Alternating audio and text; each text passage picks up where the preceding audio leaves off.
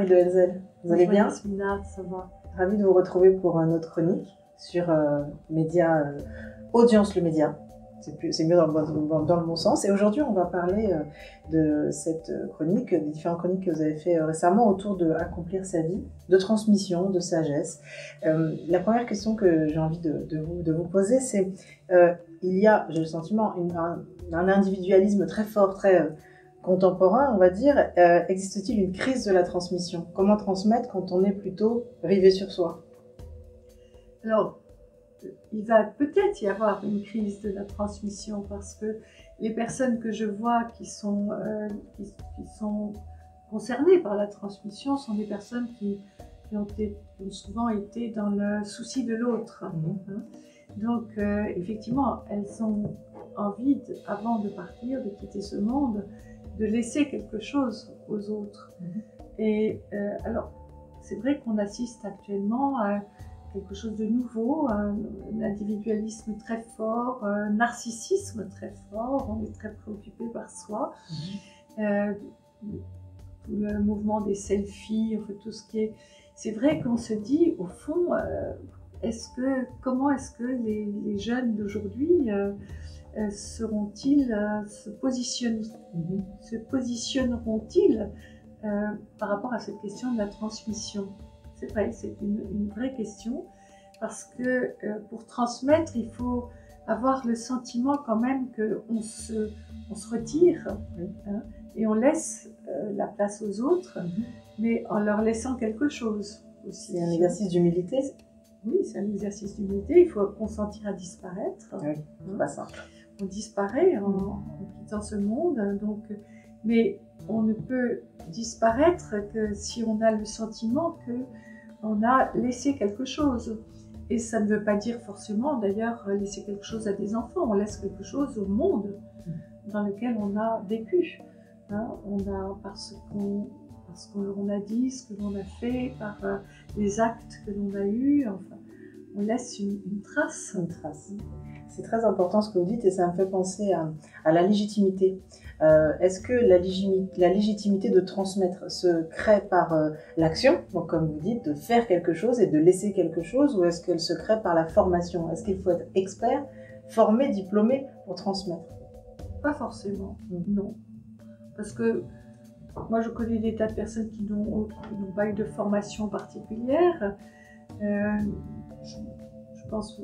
Alors évidemment c'est de moins en moins vrai parce qu'aujourd'hui toutes les femmes travaillent et toutes les femmes font carrière mais il y a quand même il y a toutes ces femmes qui n'ont jamais travaillé mais qui ont été mères de famille, qui ont élevé des enfants, qui ont parfois aidé leur conjoint, leur époux dans un travail. Donc elles ont appris de la vie de toute façon.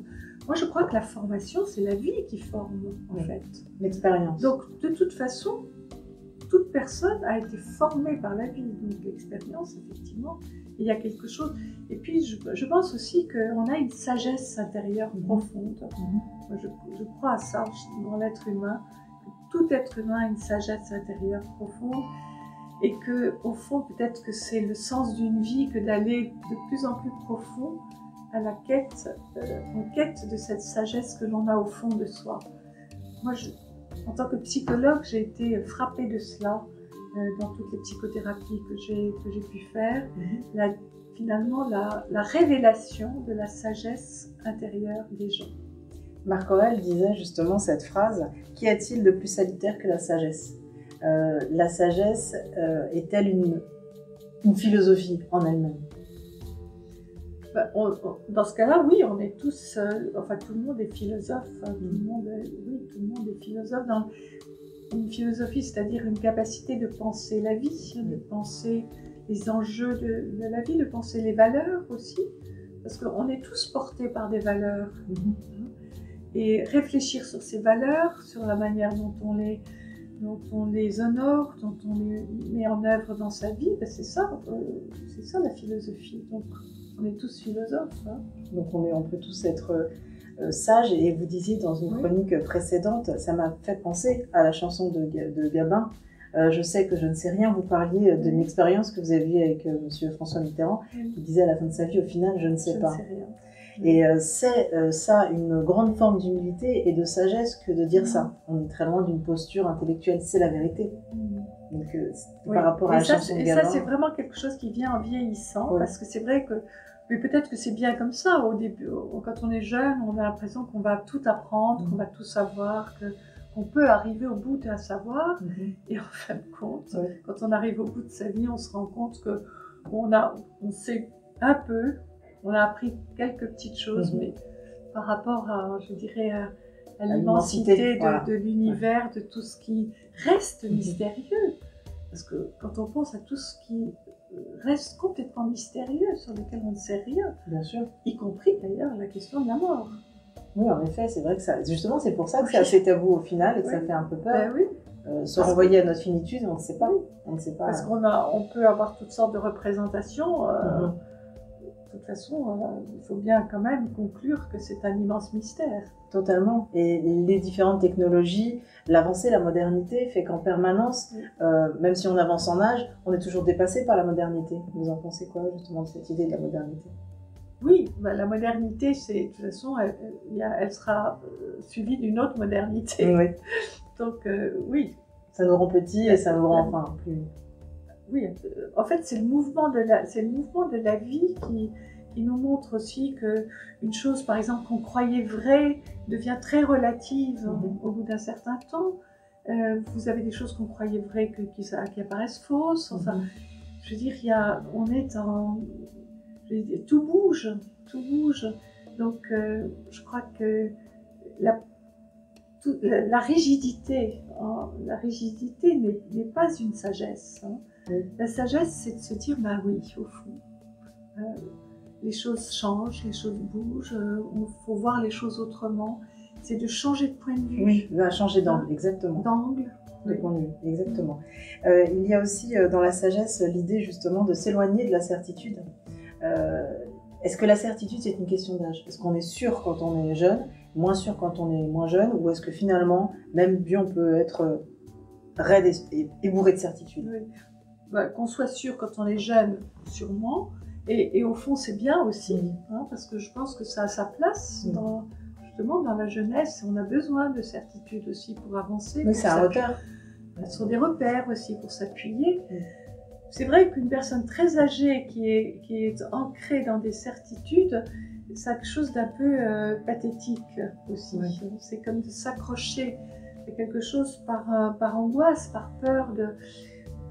oui, je pense qu'une personne âgée qui dit au fond, on ne sait pas grand-chose, c'est infiniment plus touchant et plus émouvant parce qu'on sent qu'elle est près de la vérité. Oui, et pas forcément près de lâcher. C'est pas parce qu'on est dans cette pensée-là qu'on lâche l'affaire, entre guillemets, au contraire. On est en pleine philosophie. Voilà, c'est ça. Oui. Le thème de la transmission, c'est un thème très philosophique, justement. Est-ce que l'on doit transmettre? Est-ce que l'on a la possibilité de transmettre du plus âgé vers le plus jeune? Est-ce que ça se passe que comme ça? Alors, c'est en train d'être mis en question. Parce que, par exemple, les jeunes apprennent beaucoup aux plus âgés en tout ce qui est, par exemple, numérique, la manière d'utiliser tous les outils, les nouvelles technologies. Les jeunes sont en position de maître par rapport aux âgés. Moi, je trouve ça merveilleux, d'ailleurs, qu'on puisse apprendre à des plus âgés quelque chose qui vient de la modernité. Le sachant change de place. Non, mais je pense qu'effectivement, et c'est bien que vous mettiez l'accent là-dessus, la transmission, c'est dans les deux sens. Dans les deux sens. Oui, parce que ça permet à une jeunesse de se sentir légitime à pouvoir dire à plus vieux et à plus jeune que soi. Ça crée un équilibre des générations. Oui. Et je pense que c'est même ce qui peut créer le lien. C'est plus fort. Entre les générations, c'est de se dire au fond, mes enfants, mes petits-enfants, ils ont des choses à m'apprendre, qui viennent de leur monde, de ce qu'ils découvrent.